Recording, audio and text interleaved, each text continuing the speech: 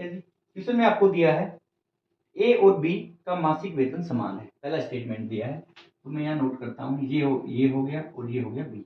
इन दोनों का जो वेतन है, मासिक वेतन, वो है समान। मंथली जो इनकी इनकम है वो दोनों की सेम है। कुछ भी मान लेंगे अभी, जैसे सोल्व करते हैं। आगे क्या पूछा है,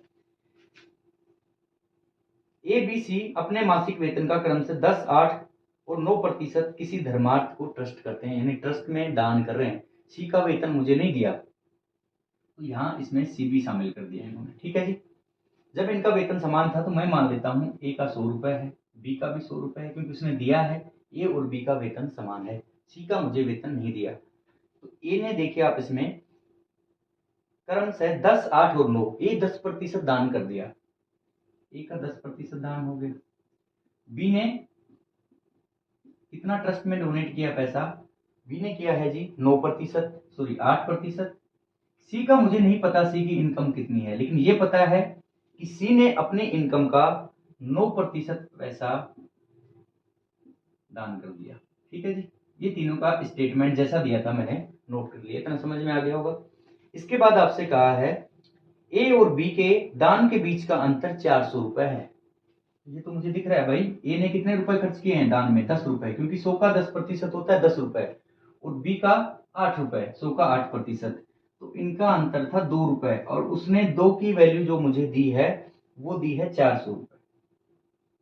जब 2 की वैल्यू 400 हुई तो एक पॉइंट की वैल्यू आ गई 200, यानी इसको 200 से मल्टीप्लाई किया, तो इन सबको मैं अगर 200 से मल्टीप्लाई करूंगा ए और बी को, तो आप देखिए इसकी इनकम आ गई 20,000 रुपए, और दोनों की सेम थी तो इसकी भी इनकम आ गई 20,000। क्या पता पूछ ले, ठीक है। मुझे ये पॉइंट पता लगा कि इनका दान करने का जो ट्रस्ट में पैसा दिया है उसका अंतर आया 2 रुपए, उसने कहा था 2 नहीं है 400 रुपए है, तो 2 की वैल्यू 400 हुई, इसका मतलब इसको 200 से मल्टीप्लाई किया, एक पॉइंट की वैल्यू आ गई 200, तो मैंने इनकी इनकम को भी 200 से मल्टीप्लाई किया, तो मेरे पास ए और बी की इनकम निकल के आ गई 20,000 रुपए, ठीक है।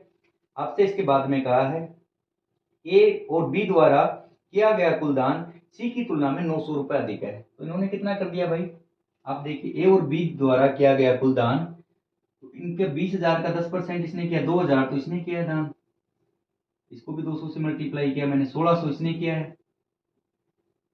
इनकम तो इसकी भी 20,000 है ना, तो 20,000 का 8% कितना हुआ 1600, यहाँ 20,000 का 10% कितना हुआ 2,000। इन दोनों ने मिलकर जो दान किया है, ए ने किया है 2,000 प्लस बी ने किया 1600, इन्होंने 3600 किया है। और आपको स्टेटमेंट दिया है कि ए और बी द्वारा किया गया कुल दान सी की तुलना में 900 रुपए अधिक है, तो इसने अगर 3600 किया है, तो इसमें से अगर मैं 900 घटा दूंगा तो 2700 रुपए दान किया सी ने, समझ गए जी। सी ने कितना किया 2700, तो सी का जो भी अमाउंट था उसके 9% की वैल्यू 2700 आ गई। तो यही पूछा है क्वेश्चन में आपसे, सी का मासिक वेतन क्या था। भाई ये तो पता है ना आपको, सी का वेतन नहीं पता था, लेकिन ये पता है इस वेतन का 9% 2700 आ गया, तो 9% की वैल्यू जब 2700 है तो 1% की वैल्यू इसको आप काट दीजिए, 300 आ गई, और 100% होता है उसका जो इनकम है, तो 100% की वैल्यू आ गई 30,000, ठीक है। ये मेरा आंसर आ गया, सी की इनकम 30,000 रुपए, जो कि इसका ऑप्शन है बी।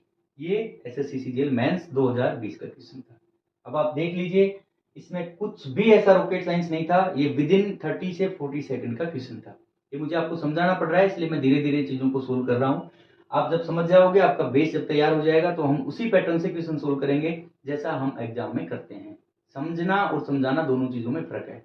अभी मुझे करना होता तो मैं इसको डायरेक्ट अपने हिसाब से सीधी संख्या लिखता, करता इसी पैटर्न में, लेकिन इतना थोड़ी समझाना था। मैं कुछ कुछ संख्याएं लिखता इसमें से कि हाँ ये 10% था, ये 8% था, 2 की वैल्यू 400, 1 की वैल्यू 200, इसका मतलब इन दोनों की इनकम आ गई 20,000, 20,000 का 10% ये 2,000, 20,000 का 8% ये 1600, दोनों का ऐड आ गया 3600, यानी ये दोनों मिलकर 3600 दान कर रहे हैं पैसा। सी 900 कम कर रहा है, तो सी की वैल्यू 2700 आ गई।